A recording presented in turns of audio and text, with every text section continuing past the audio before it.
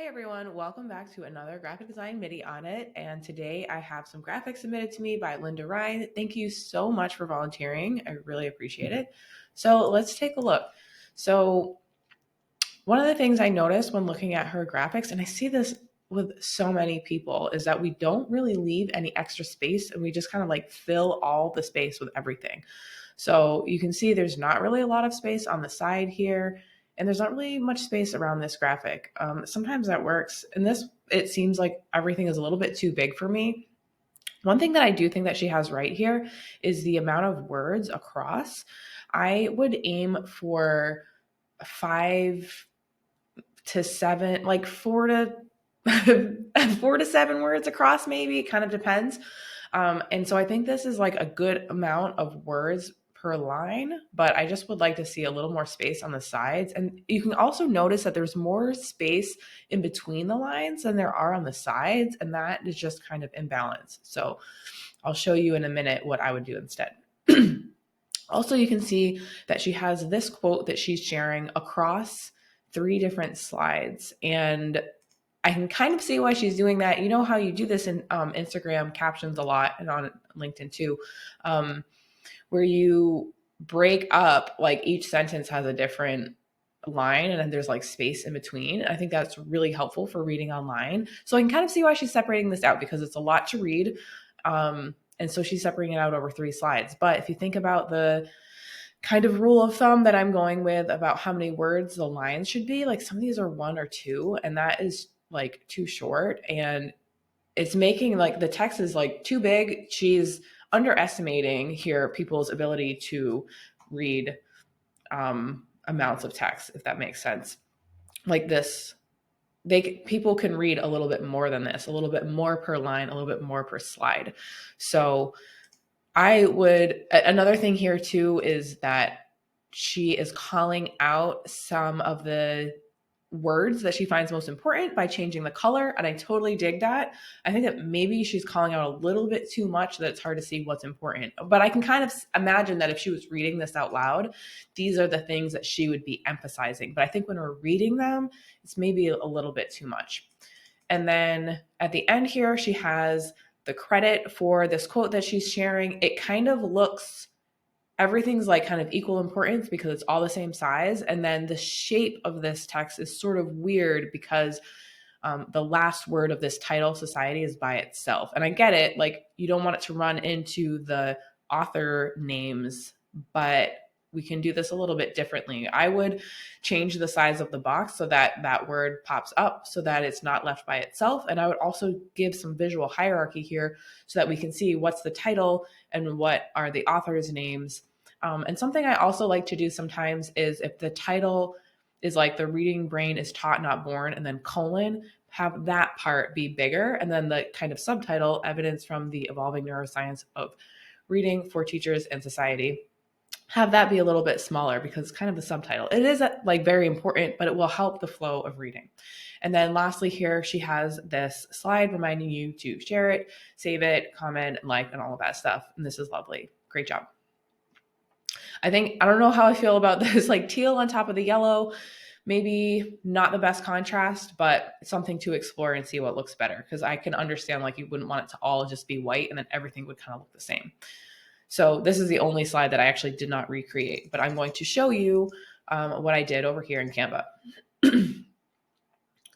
So what you can see here that I did is, this is not her fonts. I kind of just made a close guess just for this example.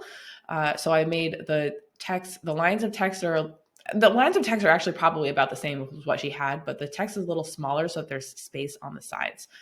And then another thing that I would love to see Linda do is incorporate some of these graphics that she has on her website. So maybe this isn't like the best graphic for this topic, but I downloaded this from her website and popped it in here, and it helps give the feel that, you know, when you're on her Instagram or wherever you're seeing this post, it ties in so seamlessly to her website. And then you know it's Linda, you know it's her, it feels like her wherever you are, even if you're not on her website. So that is something that you could explore, using some of the graphics from your website or looking into ways to finding some graphics that have the same dimensionality, because what you used here is just one color. I understand that the idea is that it's a pendulum.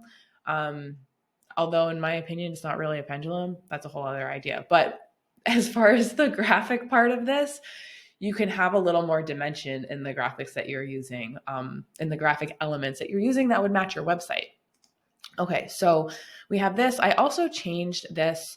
I think that the script, seeing your name all in one line in the script, is a little bit hard to read. And also, I just want to consider that sometimes these graphics are not only seen on Instagram. Maybe you post this on LinkedIn. Maybe you share it with somebody. Maybe they take a screenshot of it. And this just gives them a reference as far as where they found it. And it doesn't have to be specific to Instagram. And it's also easier to read because it's not running together in one line. For the quote, I put it all on one page. I could argue for splitting it up maybe into two, but I think that we can assume that our readers, when they have read your headline and are drawn into what you're talking about, that they want to continue in reading this whole quote. If this was the first page, maybe people wouldn't read it. Maybe they would. And then I just bolded and changed the color of a few words that I wanted to pull out and not too big of chunks of text. Another thing I did is, because this is a whole paragraph practically, not really, it's just a whole sentence. The whole thing does not need to be bold. Bold is for words and phrases that we want to stand out, and it doesn't need to be the whole paragraph usually. So I just bolded and changed the color of some of the words that I want to stand out. And then I went ahead and I added the authors here in case someone takes a screenshot of just this slide, so that their name is attached to it. Just something to think about. And maybe that's not, maybe you would put the publication, maybe you would put the website, like the URL or something like that. But it is really nice if we're quoting somebody who put some effort, of course, into what they created, to kind of just add their name on there, so that if someone's taking a screenshot or this is seen out of context, you can still tell where it came from. And then for the next slide, for the credit, I honestly might consider putting something like, source, so that there's a direct tie there. But also, you're sharing this quote and then you're giving a call to action to go ahead and read the publication where this came from. So I bolded and made it a little larger. The reading brain is taught, not born. And then the subtitle is just a little bit smaller and not bold.